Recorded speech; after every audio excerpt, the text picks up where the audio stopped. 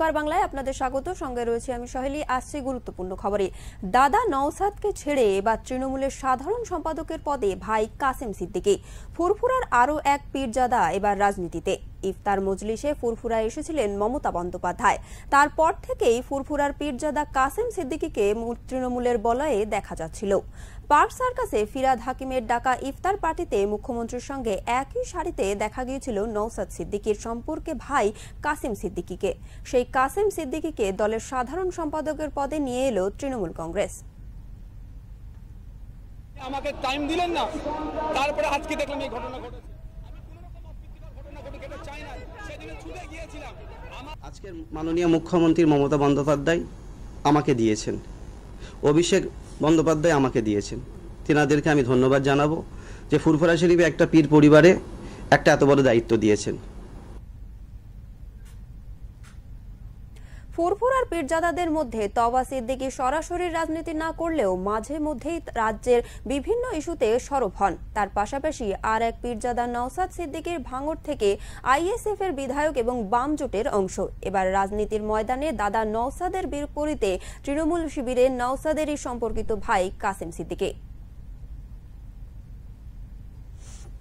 তার কাছে আমি গিয়েছিলাম, কিন্তু তিনি আমাকে টাইম দিলেন না, তারপরে আজকে দেখলাম এই ঘটনা ঘটেছে।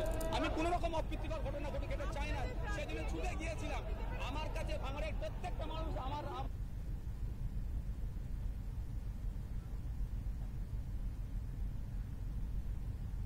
সোমবার তৃণমূল কংগ্রেসের পক্ষ থেকে কাসেম সিদ্দিকীকে দলের সাধারণ সম্পাদকের দায়িত্ব দেওয়া হলো।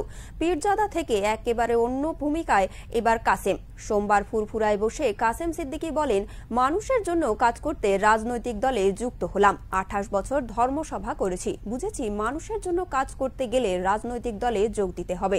তৃণমূল কংগ্রেস, মমতা বন্দ্যোপাধ্যায়, অভিষেক বন্দ্যোপাধ্যায় যে সুযোগ দিয়েছেন তার জন্য তাদের ধন্যবাদ। দেখেন, আমি 28 বছর ধর্মসভা করছি এবং প্রতিবাদ সব জায়গায়, আন্দোলন ইত্যাদি সব জায়গায় আমি করি। আজকে যে ধর্মসভা করেছি 28 বছর, এখন এই একটা দলে না আসা পর্যন্ত কোনো মানুষের জন্য কিছু কাজ করা যাবে না। ওই জন্য সেই সিদ্ধান্তটা আমাকে নিলাম, মানুষের জন্য কিছু কাজ করতে হবে। সেই জন্য আমি দলে এসেছি। উল্লেখ্য, হাওড়ার আনিস খানের মৃত্যু থেকে শুরু করে মালদার আফরাজুলের নির্মম মৃত্যুর ঘটনার প্রতিবাদ করতে দেখা গিয়েছে ফুরফুরায় পীরজাদা কাসেম সিদ্দিকীকে। সেই প্রসঙ্গে কাসেম সিদ্দিকী বলেন, অন্যায় হলে তার প্রতিবাদ করি, বিগত দিনে করেছি, আগামী দিনেও করব। দেখেন, ফুরফুরা শরীফে উন্নয়ন যে পরিষদ আছে, যে কাজগুলো আমরা প্রতিবাদ করেছি, ঠিক মতো কাজ হয়নি।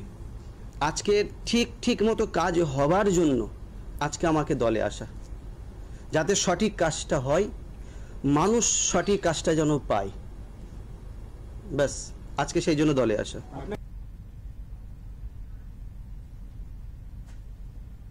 এমনই নানান গুরুত্বপূর্ণ খবরের জন্য নজর রাখুন ওঙ্কার বাংলার পর্দায়। নমস্কার।